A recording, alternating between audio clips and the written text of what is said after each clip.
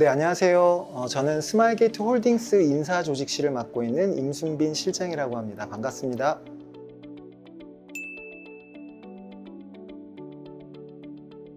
네, 기본적이면서도 가장 중요한 부분이 될 수 있는 직무 기초 소양에 대한 것을 갖추었는지 이것을 좀 보고 있고요. 이 직무 기초 소양이라고 하는 건 컴퓨터 공학적인 측면에서 그 지식과 이해도입니다. 이를테면 알고리즘, 자료 구조, 운영체제, 네트워크 등의 직무 기초 소양을 기본적으로 이해하고 있어야 하고, 그 다음에는 후보자가 보유한 기술 스택의 수준, 어떤 언어들을 다룰 수 있고 어느 정도 활용할 수 있는지를 좀 보고 있습니다. 더해서 최근에는 일하는 방식들이 많은 변화가 있고요. 대규모 프로젝트 안에서는 다양한 동료들과 협업하면서 문제 해결하는, 즉 협업을 통한 문제 해결 능력을 갖추었는지 아주 중요하게 보고 있습니다.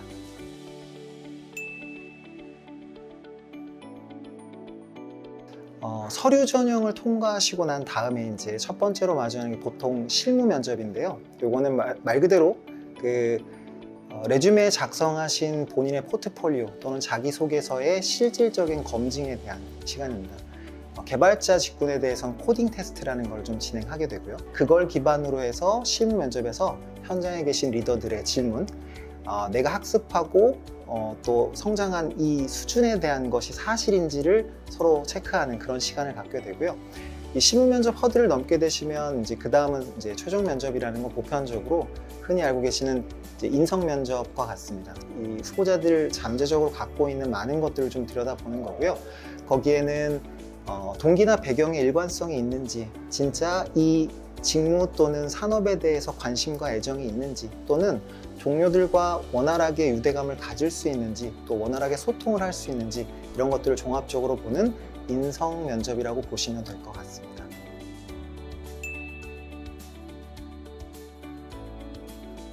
제가 알고 있기로는 42서울의 교육 방식이 피어 투 피어, 동료 간 학습 방식, 그 다음에 큰 대규모 프로젝트를 기반으로 하는 학습 방식을 추구하는 걸로 알고 있고요.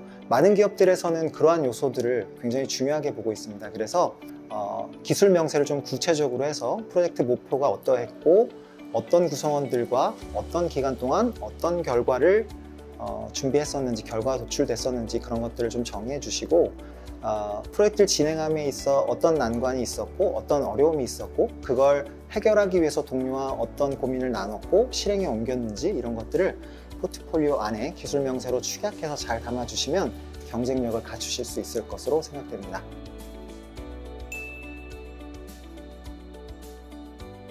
첫 번째로는 자신이 수행한 것들을 기록하고 데이터베이스화하는 것. 단순히 이걸 기록에 남기는 게 중요한 게 아니라 그걸 회고하고 성찰하는 시간을 가질 수 있는 객관적인 근거를 마련하는 거거든요. 그래서 자신이 수행하고 그 결과에 대해서 자신을 객관적으로 마주해 보면서 리뷰하는 그 과정을 통해서 그 당시에 어떤 문제가 있었고 어떤 배경이 있었고 그 시행착오는 어떤 것들이 있었고, 이런 것들을 다시 한번 복귀하면서 이 과정을 저희는 곱씹고 소화한다 라고 표현하고 있습니다. 그러니까 소화한다라는 건 그제서야 제 것이 된다는 의미라서 반드시 이 경험한 다양한 프로젝트들, 경험들을 정리하고 축적하시고 다시 한 번씩 회고하시는 거.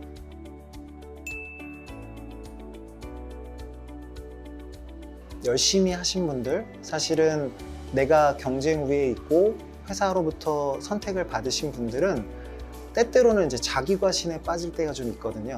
뭔가 하고 싶은 것도 많고 욕심도 나고 하긴 하는데, 기업이라는 건 어쨌든 혼자서 할 수 없는 일을 집단의 시너지를 통해서 만드는 거죠. 그러니까 이제 입사를 하게 되시면 사실은 내 개인의 목표보다는 조직의 목표에 얼라인되기 위해서 노력하는 그 과정들이 분명히 좀 필요할 수 있습니다. 그래서 내가 열심히 해왔고 그간에 했던 것들을 버리라는 건 아니지만, 어쨌든 회사가 추구하는 가치와 목표에 맞게 얼라인되고자 노력하는 모습을 보여주셔야 할 것 같습니다.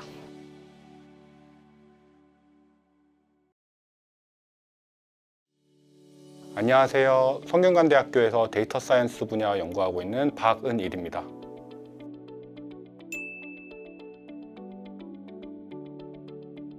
네, 소프트웨어와 데이터는 오늘날 사회에서 가장 이제 급변하고 있는 분야 중에 하나인데요. 아무래도 이제 매번 바뀌다 보니까 기존에 있던 기성 교육들, 뭐 대학 교육이라던가 아니면 정형화된 교육에서는 담지 못하는 많은 부분들이 있습니다. 그런 부분들을 잘 채워나가는 능력들을 이제 문제를 정의하고 해결하는 능력이라고 생각하고 있는데요. 기성 교육을 잘 닦여진 길에서 달리기를 하는 과정이라고 생각하면 누군가는 풀밭을 헤치면서 걸어가야 되고 누군가는 물을 건너가면서 건너가야 되기도 하기 때문에 그런 과정을 통해서 문제를 정의하고 해결하는 과정도 반드시 필요한 과정 중에 하나라고 생각합니다. 왜냐하면 미래 사회는 조금 더 이제 문제들이 잘 정의되지 않고 그리고 답이 없는 케이스들이 보다 더 많이 나올 것이기 때문에 기성교육 이외에도 문제를 해결하는 과정과 정의하는 과정들을 특화된 인재가 조금 더 필요할 거라고 생각해서 사이서울 교육과 기성교육 간에 유기적으로 나갈 수 있는 방향 중에 하나이지 않을까라고 생각하고 있습니다.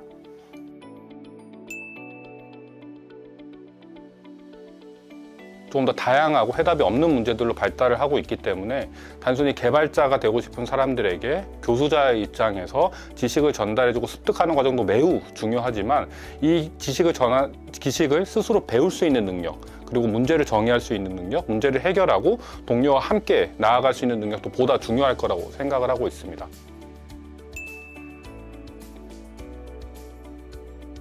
네, 오늘날의 인터넷이나 아니면 주위에 보면 엄청나게 많은 자료들이 다 놓여져 있는데 단순히 그 자료들을 받아들이고 그냥 학습하는 것보다는 실제로 그걸 받아들이고 자기 것으로 만드는 과정들이 필요합니다.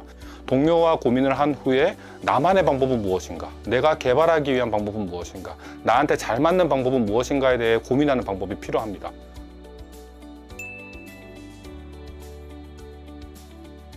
주위에 나와 비슷한 형태의 이제 문제를 해결하는 친구들 그리고 동료들로 있기 때문에 문제를 해결하는 과정이 다 이제 비슷비슷하게 수행될 때도 있고 다 동일한 목표를 따라서 달려가는 형태도 있을 겁니다. 다만 여러분들이 산업에 나가면 그것 이외에도 실제 대학을 다니다가 개발자가 된 친구도 있을 거고 독학을 통해 개발자가 된 친구들도 있을 겁니다. 이런 모든 친구들과 같이 문제를 해결하는 과정을 해야 되고 그 결과물에 도달을 해야 됩니다. 그 과정에서 사이서울 개발자분들이 가질 수 있는 가장 큰 장점 중에 하나는 끊임없이 문제를 정의하고 해결하는 과정을 나는 많이 해봤다. 그러니까 산업 내에서도 계속 해보겠다. 이런 자세를 가지는 게 가장 중요한 관점이라고 생각하고 있습니다.